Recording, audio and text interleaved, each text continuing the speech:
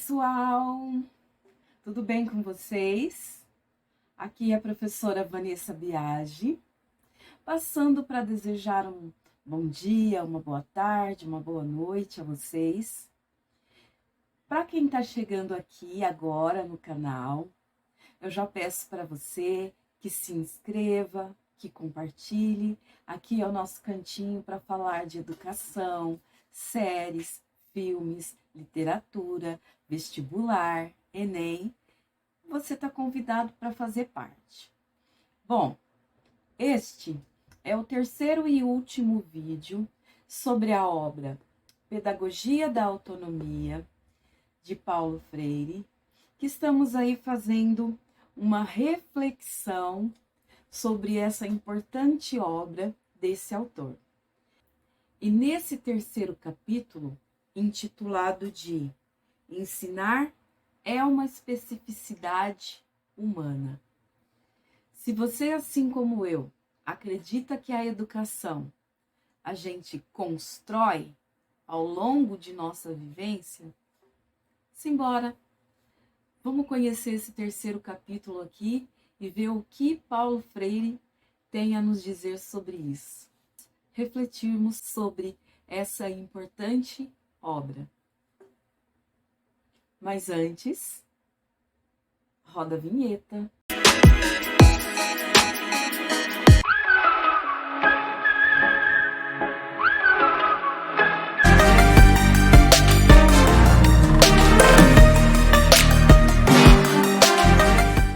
Oi, oi! Tudo bem com vocês?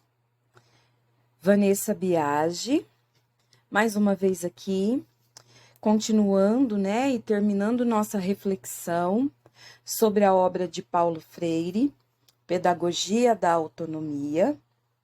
E agora chegamos ao terceiro e último capítulo dessa obra, intitulado de Ensinar é uma especificidade, segurança, competência profissional, exige segurança, competência profissional e generosidade. Ensinar exige segurança, competência profissional e generosidade. O professor que não se prepara, que não se qualifica, se sente inseguro por estar despreparado. É por isso que, para ensinar, o professor precisa ter segurança, estar qualificado, ter convicção de sua missão de educar. É por isso que o professor precisa aperfeiçoar constantemente seus conhecimentos pedagógicos para exercer uma boa prática pedagógica. Quando o professor se prepara, se qualifica, faz planejamento, prepara a sua aula, ele tem total liberdade e convicção do que está ensinando, ele também consegue controlar a sua sala de aula e passar isso para os seus alunos sem ser mandão, sem ser aquele professor arrogante que quer impor a sua própria opinião e a sua própria vontade a qualquer custo. Quando o professor é mandão, o aluno não tem coragem, não tem prazer para se aventurar em aprender. Segundo Freire, a autoridade coerente, democrática, mais ainda, que reconhece a eticidade de nossa presença, a das mulheres e dos homens no mundo, reconhece também e necessariamente que não se vive a eticidade sem liberdade, e não se tem liberdade sem risco. É por isso que é impossível ensinar ou aprender sem ética. Não é possível o ensino de conteúdo sem o exemplo da ética e da cidadania. É preciso respeitar o aluno e também ser respeitado por ele. Mas, acima de tudo, o professor precisa ter sua autoridade respeitada pela instituição em que atua, seja ela pública ou privada. A percepção do aluno sobre o professor faz parte do convívio social da aula e principalmente das emoções e sentimentos que o professor transmite ao aluno por meio de suas ações. Ensinar exige comprometimento. O professor precisa estar comprometido com o seu ato de ensinar, comprometido com sua própria aprendizagem, com o investimento do seu conhecimento.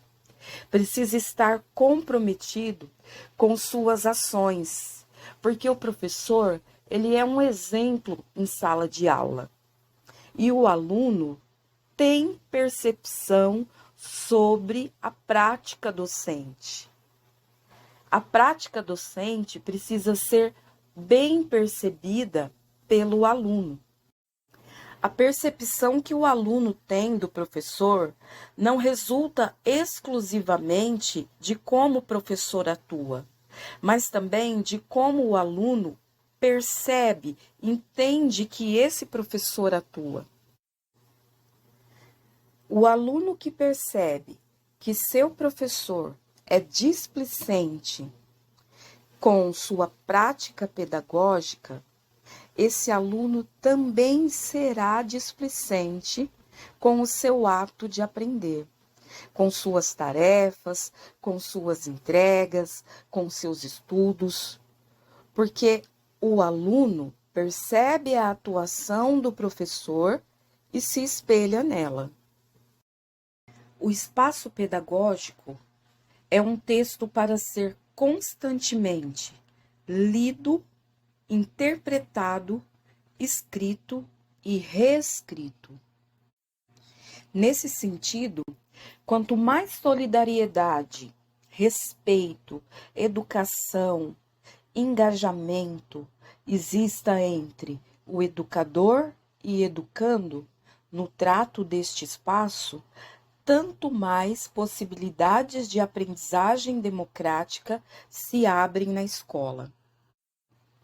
É por isso que minha presença de professor, que não pode passar despercebida dos alunos na classe e na escola, é uma presença em si política.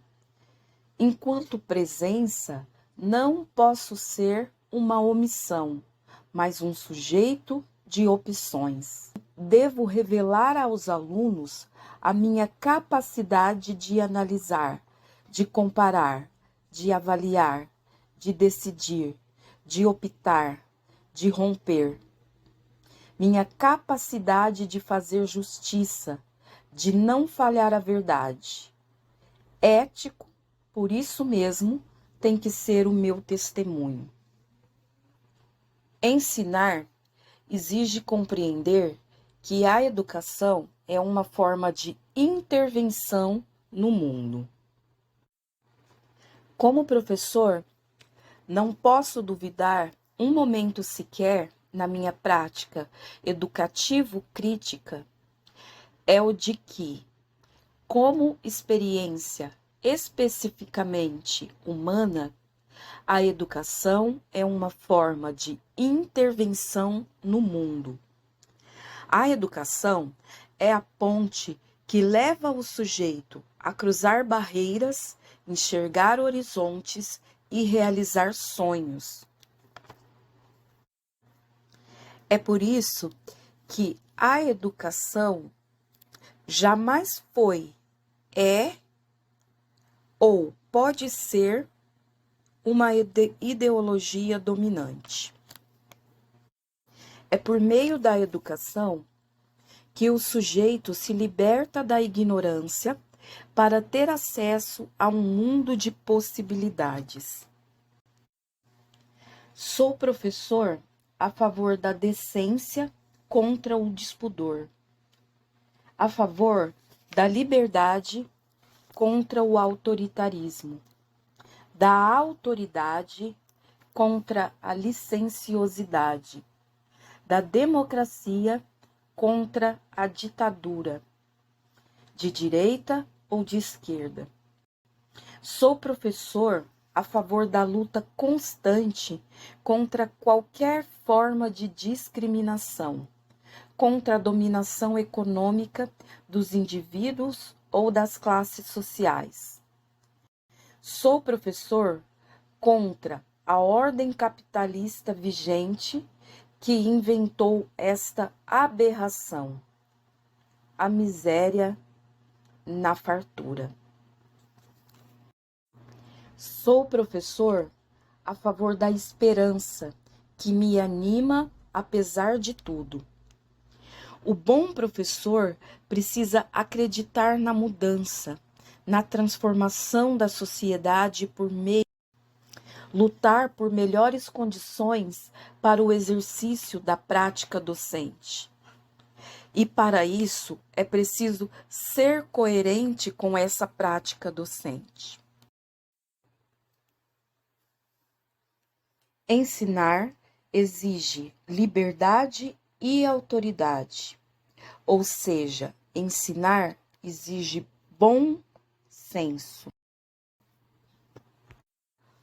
Nesse sentido, o professor precisa ter bom senso para conduzir e direcionar sua aula, não para que seja autoritária, onde o professor é a única fonte e verdade, mas o professor precisa conduzir, despertar no aluno o interesse por construir seu próprio aprendizado.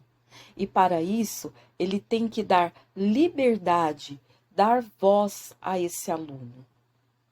Mas para isso, o aluno precisa estar interessado, querer participar, querer opinar, ao saber que é ouvido, que o professor tem uma escuta ativa para ouvir, compreender, debater, opinar a respeito dos conteúdos em sala de aula.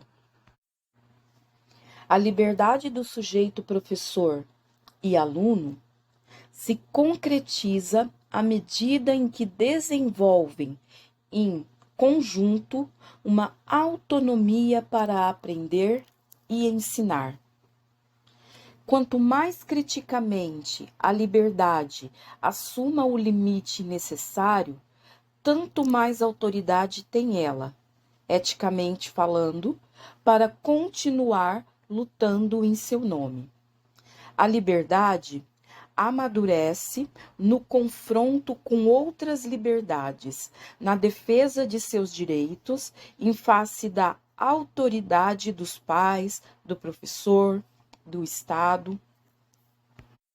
Afinal, é decidindo que se aprende a decidir. É conversando que se aprende a conversar e ocupar o seu lugar de direito. Nesse sentido, a autonomia vai se constituindo uma experiência de várias, inúmeras decisões que vão sendo tomadas. Ninguém é sujeito da autonomia de ninguém. Por outro lado, ninguém amadurece de repente, aos 25 anos. A gente vai amadurecendo todo dia, ou não. A autonomia, enquanto amadurecimento do ser para si, é processo, é vir a ser. Ensinar exige tomada consciente de decisões. Quando falo em educação como intervenção, me refiro tanto a que aspira a mudanças radicais na sociedade, no campo da economia, das relações humanas, da propriedade, do direito ao trabalho, à terra, à educação, à saúde, quanto a que, pelo contrário, reacionariamente pretende imobilizar a história e manter a ordem injusta. Estas formas de intervenção, com ênfase mais num aspecto do que no outro, nos dividem em nossas opções em relação a cuja pureza nem sempre somos leais. E que dizer de educadores que se dizem progressistas, mas na prática pedagógico-política eminentemente autoritária? O bom professor precisa decidir dar liberdade a seus alunos, não apenas os desafiando a pensar, mas principalmente a dar também a eles voz, escuta ativa e debater com eles acerca da importância dos conteúdos aprendidos. Portanto, a raiz mais profunda da politicidade da educação se acha na educabilidade mesma do ser humano, que se funda na sua natureza inacabada e da qual se tornou consciente. Somos seres inacabados, estamos em constante processo de aprendizagem, de evolução. Podemos errar e aprender com nossos erros. É por isso que, para que o aluno realmente aprenda, o aprendizado precisa fazer sentido, precisa ter aplicabilidade, precisa estar relacionado ao seu cotidiano. Assim, o que pretendemos não é a neutralidade da educação, mas o respeito a toda prova, aos educandos, aos educadores e às educadoras. Professores e alunos precisam ter seus direitos respeitados. O professor necessita ter recursos adequados para exercer sua prática pedagógica. Já o aluno tem o direito a uma educação de qualidade e ambos precisam ser respeitados nesse sentido.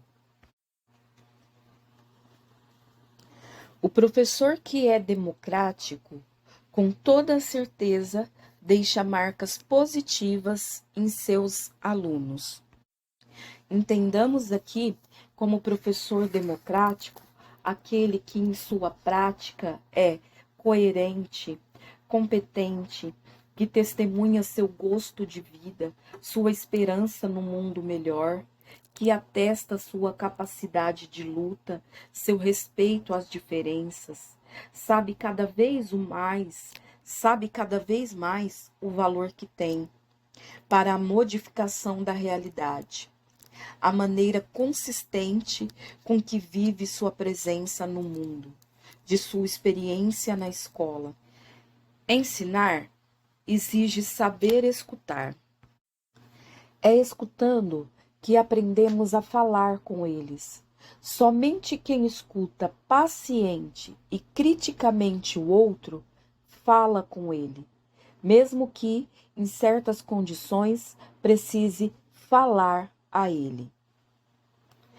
Ter uma escuta ativa vai além dos conteúdos que são explicados, ensinados em sala de aula. Escutar ativamente é conhecer o aluno.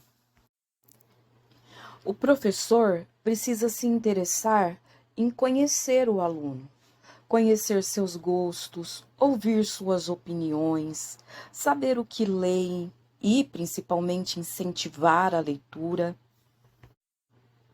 saber o que assiste, conhecer um pouco do contexto em que esse aluno vive, para poder, deste modo, conseguir ter com este aluno um maior e melhor engajamento. O educador que escuta aprende a difícil lição de transformar o seu discurso, às vezes necessário, ao aluno em uma fala com ele. Afinal, para que, enquanto professor, se possa avaliar o aluno, é necessário primeiro conhecer esse aluno. Nesse sentido, a questão que se coloca a nós, enquanto professores e alunos críticos e amorosos da liberdade, não é, naturalmente, ficar contra a avaliação, de resto necessária, mas resistir aos métodos silenciadores que se coloca a nós. É lutar em favor da compreensão e da prática da avaliação enquanto instrumento de apreciação. É necessário, por isso, realizar uma avaliação, mas uma avaliação constante do aprendizado. Escutar, no sentido aqui discutido, significa a disponibilidade permanente por parte do sujeito que escuta para a abertura à fala do outro, ao gesto do outro, às diferenças do outro. Isso não quer dizer, evidentemente, que escutar exija de quem realmente escuta sua redução ao outro que fala. Isso não seria escuta, mas autoanulação. A verdadeira escuta não diminui em mim, em nada, a capacidade de exercer o direito, de discordar, de me opor, de me posicionar. Pelo contrário, é escutando bem que me preparo para melhor me colocar ou melhor me situar do ponto de vista das ideias. Como sujeito que se dá ao discurso do outro sem preconceitos, o bom escutador fala e diz de sua posição com desenvoltura, precisamente porque escuta. Sua fala discordante sendo afirmativa, porque escuta, jamais é autoritária. Nesse sentido, o bom professor é aquele que mantém os ouvidos atentos, abertos, para também aprender com seus alunos, para também aceitar, por que não, que está errado, que pode ter tido uma visão equivocada ou um entendimento equivocado sobre determinado assunto, sobre determinado conteúdo. E sim, o bom professor volta atrás em sua maneira de aprender para melhor ensinar. Aceitar e respeitar a diferença é uma virtude. Sem o que a escuta não se pode dar. O professor precisa ter e demonstrar humildade ao ensinar, para que seu aluno aprenda também a aprender com humildade. Portanto, respeitar a leitura de mundo do educando significa tomá-la como ponto de partida para a compreensão do papel da curiosidade. O professor precisa dar espaço para que o educando se interesse pela aula, para que o educando se sinta pertencente à aula e não apenas um ouvinte, para que ele participe desse aprendizado, para que exerça sua curiosidade e possa partir da curiosidade ingênua e chegar até a curiosidade científica. Portanto, uma das tarefas essenciais da escola, como centro de produção sistemática de conhecimento, é trabalhar criticamente a inteligibilidade das coisas e dos fatos e a sua comunicabilidade. Deste modo, o educando vai assumindo seu papel de sujeito da produção de sua inteligência do mundo, e não apenas o de recebedor, da que lhe seja transferida pelo professor. É por isso que é preciso e importante voltar a repetir que ensinar não é transferir conhecimento. Ensinar é conduzir o aluno para que tenha condições da produção de seu próprio conhecimento. O aluno precisa conseguir relacionar os conteúdos aprendidos ao seu contexto social, pois é por meio do novo conhecimento adquirido que o aluno vai aprender a ocupar seu lugar como sujeito participativo na sociedade e no contexto em que vive. O aluno precisa ser chamado, desafiado e entusiasmado a aprender. Ensinar exige reconhecer que a educação é ideológica, ou seja, reconhecer que a educação transmite, querendo ou não, convicções, crenças, valores. A educação ideológica segue alguma ideologia, um ideário. Todavia, não posso, porque sou professor, impor minha ideologia para esmagar a liberdade dos outros de ter sua própria ideologia. A preocupação, por isso mesmo, com a formação técnico-profissional capaz de reorientar a atividade prática dos que foram postos entre parênteses, teria de multiplicar-se. Como professor, devo estar consciente de que não sou detentor do conhecimento e dono da verdade. Preciso estar consciente do inacabamento, incentivar críticas construtivas. Devo me colocar aberto aos questionamentos. Preciso abordar a importância do contexto em que vivemos e de como podemos interferir nesse contexto por meio de nosso conhecimento. O sujeito que se abre ao mundo e aos outros inaugura com seu gesto a relação dialógica em que se confirma como inquietação e curiosidade, como inconclusão, em permanente movimento na história. Enquanto professor, ajudo o aluno a ser cidadão participativo para interferir com criticidade em sua realidade.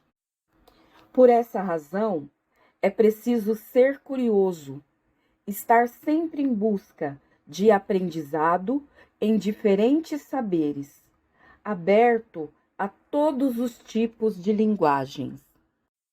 Afinal, assim como o mundo evolui, as aprendizagens também necessitam evoluir. O bom professor pode e necessita demonstrar afeto aos educandos. É preciso ter equilíbrio para corrigir quando preciso for e, ao mesmo tempo, dar liberdade ao aluno, demonstrar afeto pelo ato de ensinar. É preciso, por outro lado, reinsistir em que não se pense que a prática educativa, vivida com afetividade e alegria, prescinda da formação científica séria e da clareza política dos educadores ou educadoras.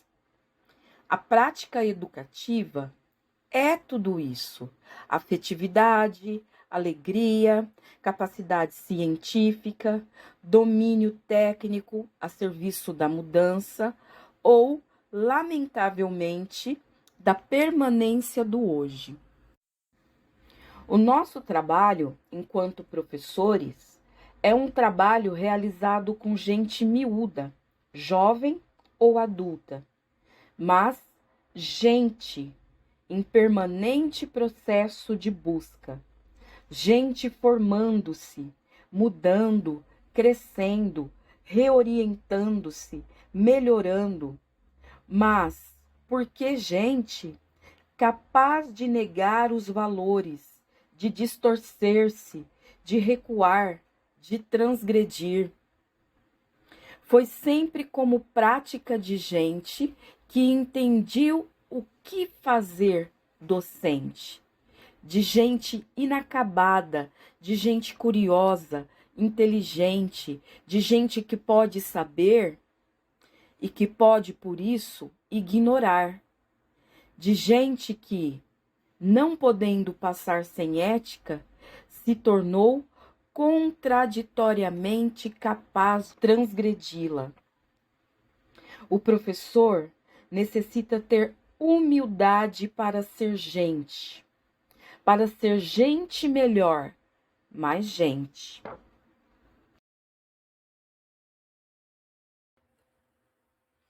Bom, pessoal, então é isso. Espero que vocês tenham gostado dessa nossa primeira série do canal sobre Pedagogia da Autonomia de Paulo Freire. Espero que vocês tenham curtido e deixem aí suas críticas, seus comentários, que são sempre bem-vindos aqui no canal. Ah, e não esqueça, curta, compartilhe e se inscreva aqui no canal. Tchau!